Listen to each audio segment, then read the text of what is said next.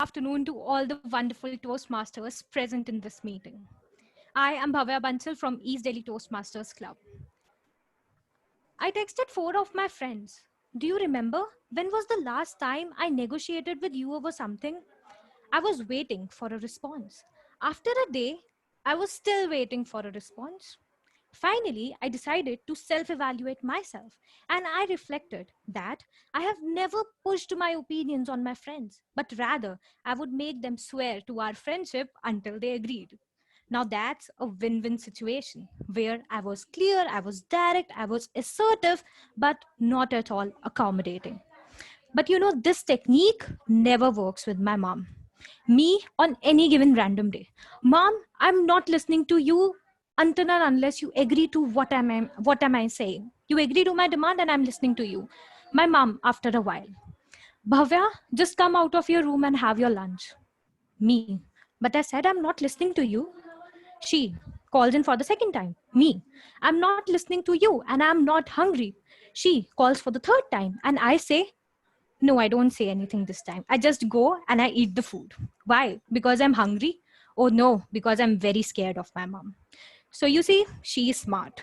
After that, she says, Bhavya, there are also few dishes lying up. Would you like to do that? Me, trying to act smart.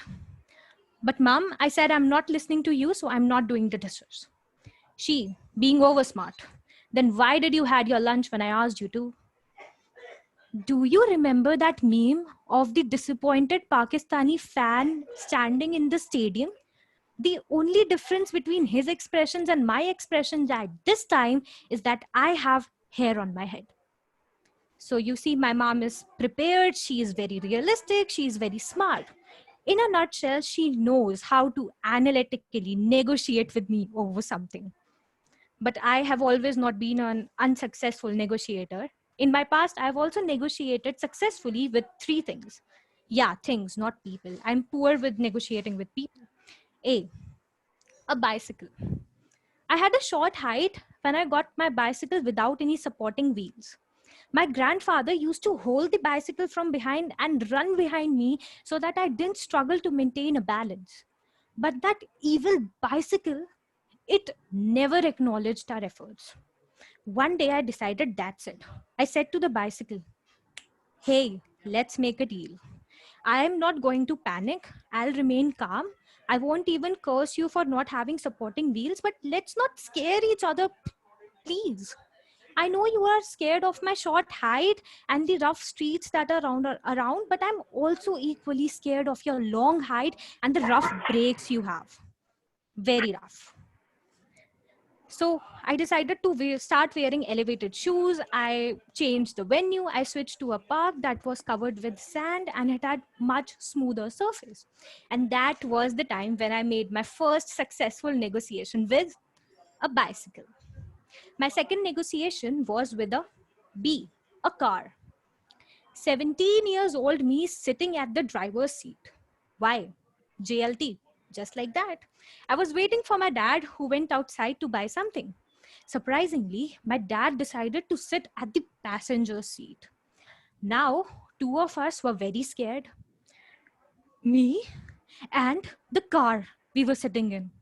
My dad started giving instructions, which sounded so unfamiliar.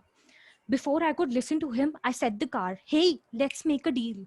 I am not 18 yet, so I have no interest in you. You support me for 5 minutes, and I promise not getting back to you until I turned 18. And also keep in mind that I have a very experienced person with me.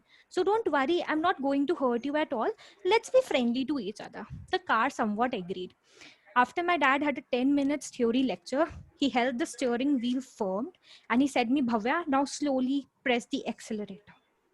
Now, do you see this paper? Observe the way it falls to the ground.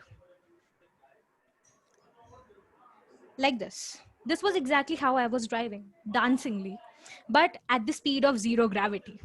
Mind you, I was driving very, very safe. The car was happy, I was happy, and my dad was happy that he's not going to pay funds in the repair of the car. And that was my first and last attempt with driving a car. And till date, I have not gathered enough courage to try it again. The third negotiation I made was with C, a scooty. My uncle taught me how to drive a scooty. On the very first day, I asked him 20 to 30 questions about each and every part of the scooty. But to my surprise, he really appreciated my curiosity. With my experience of driving a car, I made sure that I'm fully aware how this thing works. And finally, the day came. Let's make a deal. I didn't say that. The scooty said that to me, and I was really, really happy. That was the most successful deal I made. So you see, in all these incidences, I followed few methods to make a deal. First, I didn't panic. I maintained my calm and I switched to a more favorable environment. Second, assuring. See, I have an experienced teammate with me, so you won't be harmed. So let's just give it a try and be nice and supportive. Third thing I did was impress. Hey, I know everything about you, all the information, facts, and I even can give you 1,000 reasons why you should negotiate with me. So let's have a mutually benefiting discussion without any delays. If one can identify the type of negotiator they are dealing with, they can easily tailor their communication skills to make the other person feel more comfortable, understood, and in control. So you see, the more often you grab the opportunities and use the negotiation skills in your daily life, the more second nature these skills become to you. But I would like to give you a disclaimer before ending the speech that don't ever try to negotiate with your mothers. You can't win from your mothers. Over to Toastmaster of the day. Thank you all for listening me.